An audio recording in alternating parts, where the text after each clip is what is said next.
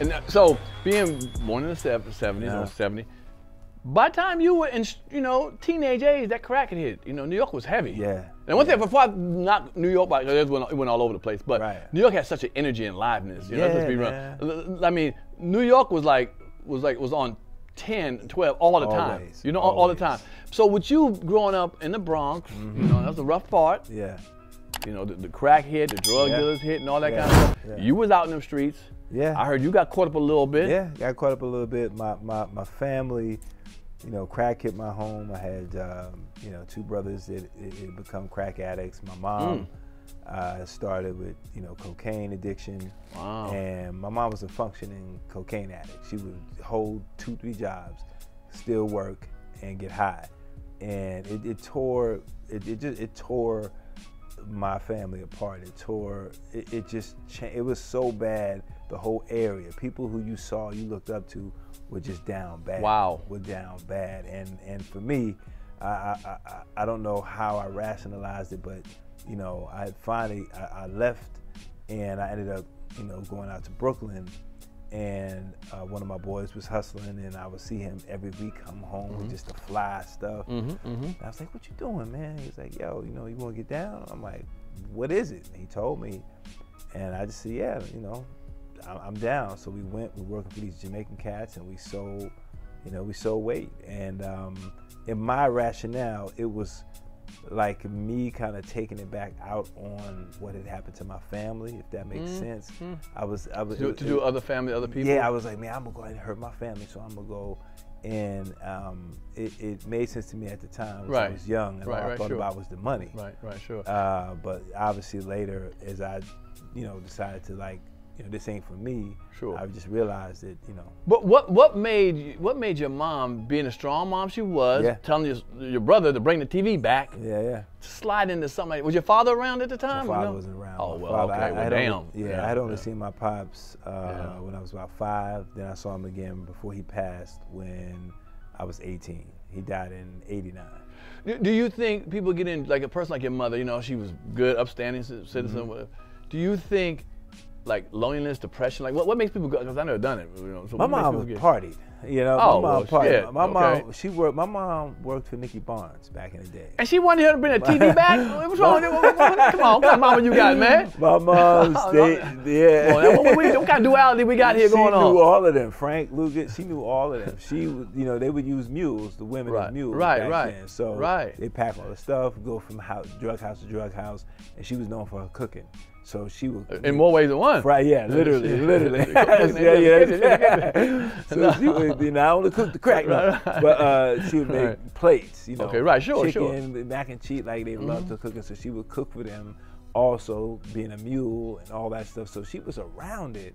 So I think recreationally at that time, that's what it was. 70s, it was recreation, and into the 80s. It was just like, as you did, you sniff you some coke and you went out and you partied. Right. So I think was her mentality. Because she didn't fall off. Like she didn't, wasn't out there like, oh. Right. But she was functioning, still fly. But it was the that was Studio 54 days. Sure.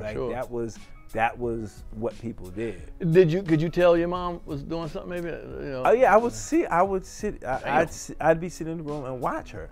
She'd have a folded up dollar bill, and I'd watch her sniff, and I didn't realize really what it was until later. And I remember I took a freeze, I tapped it. I didn't know I tapped it on my tongue. My whole tongue was numb, and I was like, "What the?" And that made me be like, "Okay, I don't never want that shit." Right. Wow. Yeah. Now, when you were doing your street stuff, making money, you were still living at home? No, I had my own place. You moved? Okay. And what we would do is we would go up to where we were working in Rochester. Would your mother know you were doing it too? You think she knew it or something? Had an idea? My mom. She know what happened in the street now. Listen, I was coming home with mad fat watch, gold rings, rope chains. Sure. That was back in that era. Right. And I told my mom I was working at the phone company. Hell no. She was like, phone company, my ass. Right. She knew. She knew what was up. Right. She knew what was up. But one thing about my mom, I'm gonna say this. I was able to go through all the phases I went through. She allowed me to do that because she was like, you got to be a man, you got to grow, and you got to figure it out for yourself. Like, I'm not gonna, I can sit here and tell you, don't do that, but you're gonna do what you want to do. Wow. So you'll figure it out. Well, so your family structure was what? How many brothers, sisters? How did that go down? I had 3 brothers. Okay. And you felt, how they felt the age? I had 3 brothers on my mom's side. So I had, because my father had other kids too. So I had 3 brothers. That lived with them, basically. Yeah. Okay, lived with you. So 3 brothers and a sister. My sister lived in Jacksonville, Florida. She got married early, 17. She was out. And my other brother, Larry, lived somewhere else. And I was in the house with my other 2 brothers, and they were there. And then one went away to the service, and then. And this was during that time, like the mid '80s type of thing. You're thinking like that. And then I had one other brother who was on crack. He was gay. Okay. So that was back when it wasn't cool being gay in the projects. You know what I mean? So I had all kind of dynamics going.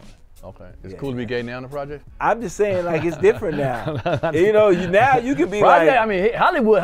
It's different. You know what I mean? And in the hood. It was back then. Right. Oh, hell no. You wore tight shorts back then. I mean, back then it was rough, man. And I watched what he endured. I watched him get beat up. I watched him getting teased. So I watched that. You know what's funny about that, strange about that? I think, because society's still out here, I'm telling you,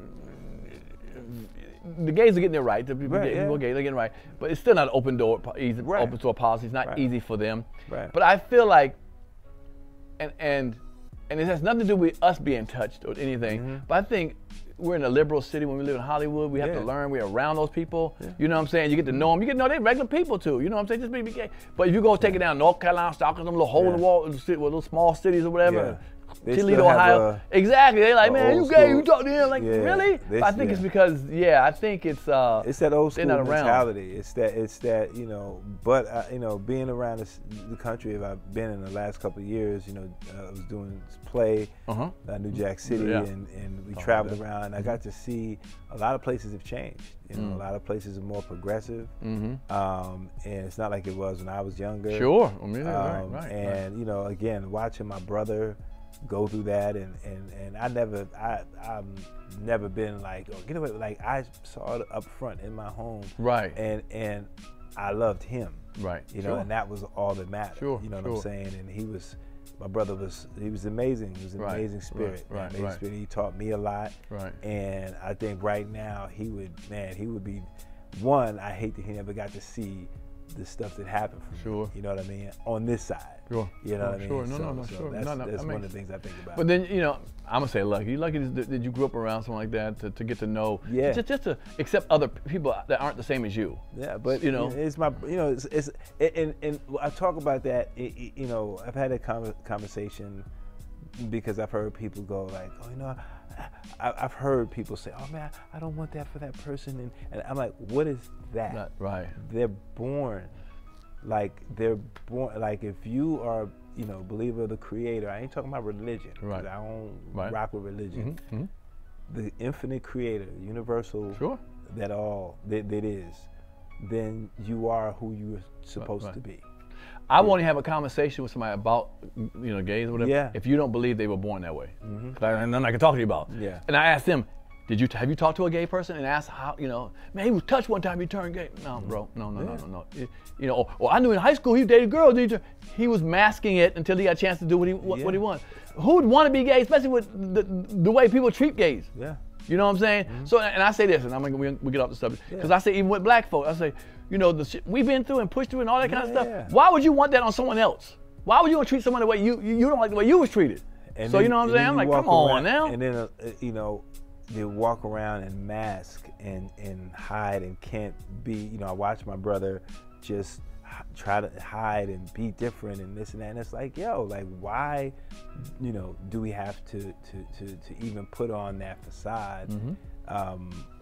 Because all of us, have, like you said, us as black people, like we have our cross to bear, And I just look at it now, just looking at life. You know, I've got 54 years of life, Nice. and I've got to see just, you know, so much more, and understand so much more. But you know, I miss him, and you know, one thing, he got clean before he died. So. Oh, he did die. Oh, yes, he passed away in '97. Oh, and but he was clean. He kicked the habit. Good. And I was just happy for that. Good. If you like that clip, hit the subscribe button or the notification bell. In fact, why don't you hit both of them? The king can't always be the damn king by itself. I need servants to step up. Turn me up a little bit.